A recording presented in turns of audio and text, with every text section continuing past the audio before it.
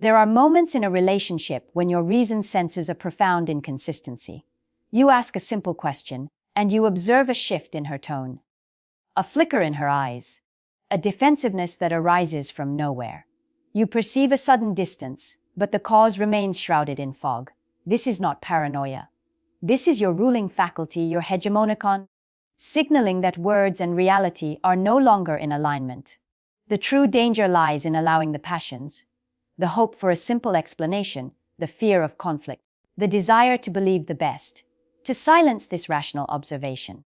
Because a person who wishes to hide the truth is often a master of deflection, of turning the spotlight of blame and scrutiny back onto you. But here is the good news. Deception, however cunning, cannot withstand the steady and patient application of reason. And reason's greatest tool in this endeavor is the right question. In this guide, I will share with you 7 questions that act as philosophical scalpels. They are not designed for angry confrontation, but for calm and clear-eyed observation. They are engineered to corner dishonesty, to force authentic reactions, and to reveal what is truly happening behind the curtain of well-rehearsed words. Once you understand how to wield these tools, you will never again be left doubting in silence. You will have a method for cutting through the fog of excuses and emotional games. Remember, as the Stoics teach, our task is to see things as they are. Dishonesty does not often scream, it whispers. It hides in the pauses, the deflections, the stories that are just a little too elaborate. These questions are your path to clarity. And for a man on the Stoic path, clarity is the only foundation upon which true peace of mind can be built. Question 1. Where were you last night? It appears to be the simplest question in the world. But in that simplicity lies its power. A Stoic understands that reality is, by its nature, simple and consistent. It is deception that is complex and requires constant maintenance. A woman who is honest will always have one version of reality. Her details will line up, not because she has a good memory, but because she isn't working to remember a script. She is simply recalling the truth. But when someone is hiding something, that same simple question becomes a razor-sharp tool of discernment. The first time you ask, she will likely have an answer prepared. The second or third time you ask, at a different moment, in a different mood, in a different context, the cracks in the fabricated story begin to show. Lies are heavy, and it takes immense mental effort to carry them consistently over time. Here is how this works. You do not interrogate her like a police officer. That is the path of an emotional, reactive man. The wise man drops the question casually, almost like small talk, and then he listens and observes. One night you might ask, "How was your evening?" She says she went to dinner with a female friend, and then they watched a movie at her place. Fine, it is a piece of data. You accept it without judgment. But 2 nights later, in a completely different conversation, you might bring it up again in another context. "Oh, your friend Sarah called earlier. How was dinner with her on Monday?" If the story is true, she will recall it with ease. She might mention the restaurant, the food, the atmosphere. The memory is real and easily accessible. If the story is false, her mind will scramble to retrieve the details of the lie. Suddenly, dinner becomes just a quick coffee. Or she will claim she doesn't remember which day it was. Even more telling, she may become defensive and snap back. "Why are you asking again? Don't you trust me?" That defensive reaction is not protection, it is projection. It is an attempt to shame you for your curiosity. So you will stop digging. The mistake most men make is asking once, and then taking the first answer at face value. Liars rely on your short memory and your desire for peace. They hope you will not revisit the story. By repeating the same simple question across time and context, you force consistency. And consistency is the domain where truth lives. You do not need anger or confrontation. You need patience. You listen, you collect the data, you compare the stories. If the narrative changes, if the details evaporate, if she becomes hostile at a simple, repeated question, the truth is already in front of you. Remember this, it is not about the question. It is about the replay. A man who listens twice will often see what the first answer tried to hide.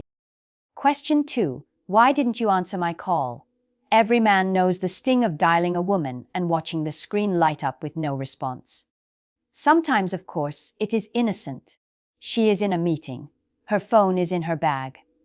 But when a pattern repeats when it happens at the same times, or when the excuses start to pile up, this simple question becomes a powerful test of loyalty. Here is the psychology you must understand. A woman who is telling the truth does not need a novel to explain herself. Her answer will be short, clear, and believable. My phone was on silent. I was driving. But a woman who is hiding something, her answer stretch. Suddenly, you get a 5-minute story about how she left her phone in the locker at the gym, and how the gym was unusually crowded, and how she lost track of time, and on and on. That flood of unnecessary detail is not clarity. It is a smokescreen. It is a cover story designed to be so detailed that you feel rude for questioning it. Another massive red flag is defensiveness. Instead of simply answering your question, she throws it back at you. Why are you always calling when I'm busy? Can't I have one evening to myself without an interrogation? Notice what has just happened. You asked a simple question about her behavior, and somehow you are now on trial for being controlling or needy. This is a classic manipulation tactic. A woman with nothing to hide does not need to make you feel guilty just for asking a question. And here is the killer in the modern age: contradictions with social media. She claims she was too busy to answer your call. Yet, during that exact hour, her Instagram story shows her active, posting selfies or commenting on someone else's post. If she had the time and the access to her phone to scroll, she had the time to send a 2-second text saying, "Busy, I'll call you later." Silence in your direction. But activity online, that is not a distraction. That is a choice. Consider this example. A woman claimed she missed her boyfriend's calls every Thursday evening because she was at her book club, where phones were kept on silent. A reasonable explanation. Until her social media activity told a different story. During the very hours she claimed to be unreachable, she was liking posts and viewing stories. The book club existed. Yes, but she was slipping out early to meet someone else, keeping her phone in her hand for her social media, but deliberately ignoring his calls. Understand this. Missing one call is nothing, life happens. But consistent unavailability paired with shaky, overly detailed, or defensive explanations is a signal. You are not asking this question to be controlling. You are asking because consistency is the currency of trust. So the next time you hear, "I couldn't answer," "I was too busy," do not just focus on the words. Observe the length of the explanation, the tone of the defense, and whether her digital life tells a different story. Truth is brief, lies take time to tell. Question 3. Who are you with? This question slices through the fog of vague explanations. Most people, when asked who they were with, naturally share specifics. Names, faces, little details about the people in their lives. "I grabbed a drink with my college friend Mike. You met him at my birthday last year." That is normal. It is human. But when a woman is hiding something, the details suddenly vanish. All you get is "just some friends," or "a few people from work." Here is the psychology. Lies thrive in vagueness. Specifics can be checked, verified, or challenged. A liar instinctively avoids that risk by keeping things blurry. But truth likes to be remembered. When a person is honest, they often provide more detail than you even asked for, because they are not afraid of any follow-up questions. Observe her body language when you ask this question. A woman with nothing to hide will likely look you in the eye and answer comfortably, perhaps even with a smile. A woman who is covering something up will often avoid eye contact, shift in her seat, or suddenly become irritated that you even asked. The body does not lie as easily as the mouth does. Here is a strategy for the patient man. Circle back later. If she says, "I was out with my friend Jessica and a new coworker," then 2 days later, you can casually drop into conversation. "How is that new coworker doing? You mentioned them the other night." If the coworker was real, her answer will come effortlessly. If the coworker was a piece of fiction to cover for someone else, she will scramble. She will stall. She may even forget she mentioned them. That is the beauty of this question. You do not need to catch her in the moment. Time and a good memory do the work for you. Another layer of protection is mutual friends. If she claims she was with someone you both know, you can verify it without raising any alarms. For example, you might mention casually to that mutual friend, "Hey, I heard you two had fun last week." If they look puzzled or deny it, her story unravels instantly. The question, "Who are you with?" is not about controlling her social circle. It is about her willingness to be clear and accountable. If she resists giving you names, gets defensive when you press gently, or offers only fog instead of faces, she is signaling that there is something in her life she does not want you to see. Honest company is easy to name. Lies prefer to remain anonymous. Question 4. Why do you seem distant lately?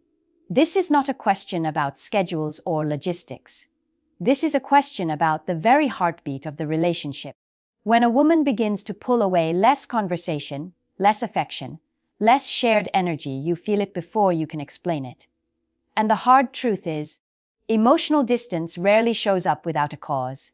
If she is being honest, she will usually have a specific, concrete explanation. Stress at work, a family issue, a health concern. These are real life problems that drain a person's energy. These answers come with context, with details, and often with an apology and an invitation for support. "I know I've been distracted. My mom's in the hospital, and it's really weighing on me." The honesty is tangible. She connects the dots for you. But when the distance comes from somewhere else, another man, a hidden investment of her attention, her response shifts dramatically. Instead of context, you get deflection. She will deny the distance entirely. "I'm not being different. You're just being clingy." Or she will turn the spotlight back onto you. "Why do you have to analyze everything I do?" That is not an answer. That is an attack. It is a way of shutting down your intuition and making you question your own perception of reality. Another telling sign is overcompensation. The moment you ask the question, she suddenly floods you with affection, with texts, with smiles. But it is a performance, and it does not last. A few days later, the coldness returns. That emotional roller coaster is not real intimacy, it is a cover-up. This is a critical moment for a man to stay grounded in his own perception of reality. The Stoics teach us to trust our reason and our observations. If you have observed a consistent pattern of distance, do not let her deflection convince you that you are imagining it. Your intuition is picking up on real data. This is also a natural point for us to connect as a community. The feeling of being gaslit when you sense emotional distance is a common and painful experience for many men. In the comments below, share a piece of wisdom you have learned about how to trust your gut in these situations. Even when your partner is telling you that you are wrong, your experience could be a vital guide for another man who is currently doubting his own perception. Do not settle for vague phrases like, "I've just had a lot on my mind." Press gently, with calm curiosity. What exactly has been bothering you? If her story has no timeline, no concrete weight, no specific details, then it is likely not the real reason. Genuine stress has fingerprints. A cover story does not. Emotional withdrawal is one of the earliest and most reliable signs of betrayal. If you feel it, do not gaslight yourself. Question 5. Can I see your phone for a minute? In the modern world, a phone is more than a device. It is a diary, a social circle, and an unedited record of a person's habits and priorities. That is why this question is so uniquely revealing. But the secret is this: it is not about what you might find on the screen. It is about her reaction in the moment you ask. A woman with nothing to hide treats this request casually. She might hand it over without hesitation. Or she might explain quickly if she is in the middle of something. "Sure, just let me finish this text first." Her response is calm, proportional, and free of drama. She does not act like you have just accused her of a high crime. But when secrets are buried in that device, the body speaks before the mouth does. You must observe closely. Does she instinctively pull the phone closer to her, as if shielding it? Does her posture stiffen? Does her voice rise in pitch? These are unconscious reactions that happen before she has time to control them. A guilty phone owner does not relax, she panics. Common verbal red flags are counterattacks, designed to make you feel ashamed for asking. Why do you want to see my phone? Or the classic, don't you trust me? Another variation is conditional compliance. You can look later, or after I clean some things up. The translation is clear. She needs time to erase the evidence. The most extreme response is outright outrage. Absolutely not. I can't believe you would even ask me that. That level of fire over such a simple request tells you the truth. She is hiding something she cannot risk you seeing. Here is a smart. Do not frame the request as a suspicious search. Frame it as a practical need. Hey, can I use your phone to call my brother? My battery is dead. Or, can I check the weather real quick? If she hands it over easily, that is transparency. If she creates obstacles, why not just wait till later? Or just charge your phone instead? Those excuses are the real signal. You are not hunting through her apps like a detective. You are observing her comfort level with simple access. A relationship built on trust does not panic at this question. A relationship built on secrets does. Question 6. Why are you dressing up more than usual? A person's appearance tells a story. When a woman suddenly and dramatically changes the way she presents herself to the world, new outfits, more makeup, extra time in front of the mirror, it raises an important and logical question. Who is the audience for this new performance? A woman with honest intentions will usually explain these changes with clarity and enthusiasm. I got a promotion and I want to look more professional at the office. I lost 10 pounds and I finally feel confident enough to wear this. I just wanted to reinvent my style for myself. These reasons make sense. They are transparent. But when the explanation is vague, I just felt like it. Or when the response turns defensive. Why? Can't I care about how I look? That is a different story. Defensiveness is often the shield for a hidden agenda. The real red flag is not just the change in appearance itself. It is the timing and the context. If she invests more effort in how she looks for outings without you, yet makes minimal effort when she is with you, that is not self-improvement. That is redirected energy. Here is what to watch for. The mismatch between the occasion and the effort. She suddenly spends an hour getting ready to run errands, but throws on sweatpants for your dinner date. She puts on her best perfume to visit family, but shows up bare-faced when you go out together. The pattern is not about the clothes. It is about where her attention and her desire to impress are flowing. You do not need to confront her with accusations. You simply need to observe. And when you notice the shift, you ask the question calmly. You've been looking great lately. What's the occasion?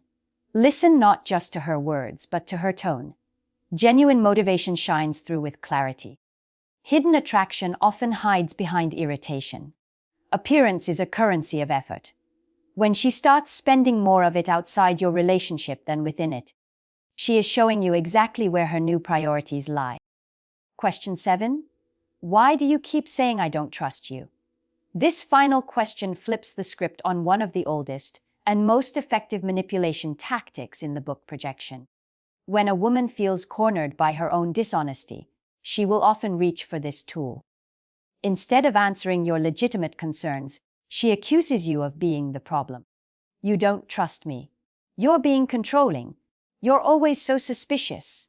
Suddenly, the spotlight is off her questionable behavior and is shining brightly on your supposed flaws. If you are not careful, you will spend the rest of the conversation defending yourself, and the original issue will be forgotten. But when you throw the question back at her calmly, why do you keep saying I don't trust you? You force her to explain her accusation, and that is where the lie often falls apart. An honest woman who feels genuinely misunderstood might pause, reflect, and be able to give you a specific example. Well, last night when you questioned me about my call, it made me feel like you didn't believe me. That is transparency. She is willing to have a real conversation. But a woman who is hiding something and using projection as a smokescreen will double down on the vague accusation. Because you're always on my case. Because you just make me feel like a criminal. Notice the vagueness. No specific examples. No concrete behavior from you. Just broad, emotional claims designed to make you feel guilty. If she cannot pinpoint when or how you supposedly distrusted her, It is because the issue is not you. It is her own conscience. Here is the tactic. You calmly ask, "Can you give me a specific example of something I have done that makes you think I don't trust you?" If she struggles to answer, if she dodges, if she spirals into more vague accusations, you have successfully exposed the projection. Real grievances come with dates, situations, and memories. Manufactured ones fall apart under scrutiny. A woman who brings up trust more than you do is usually the one fighting her own battle with it. She is not reacting to your lack of faith. She is revealing her own lack of honesty. So when you hear that phrase again and again, do not get defensive. Do not fall for the guilt trip. Ask the question and watch her reaction. If she cannot explain it clearly, the issue is not your trust, it is her truth. Now you have seen them. 7 questions that act as scalpels, cutting through excuses, vagueness, and emotional games. These are not tricks to play detective in your relationship. They are mirrors. Each one forces a moment of truth, not through angry confrontation, but through consistency, observation, and calm, rational strength. Understand this. You are not asking these questions to police her. You are asking them to protect yourself. A man who ignores patterns, who dismisses his gut, and who silences his own rational instincts becomes easy prey for manipulation. But a man who listens carefully, asks clearly, and observes patiently, he cannot be deceived for long. The real lesson is that the answers themselves often matter less than the reactions. Watch how she responds. Does she meet you with the calm clarity of truth, or the panicked fog of defensiveness? That difference tells you everything you need to know. Do not let your emotions blind you. Do not let affection rewrite reality. And do not wait until betrayal shatters your peace to start protecting your mind. As a Stoic, you cannot control another person's loyalty, but you have absolute control over your own awareness, your boundaries, and your decision to stay true to yourself.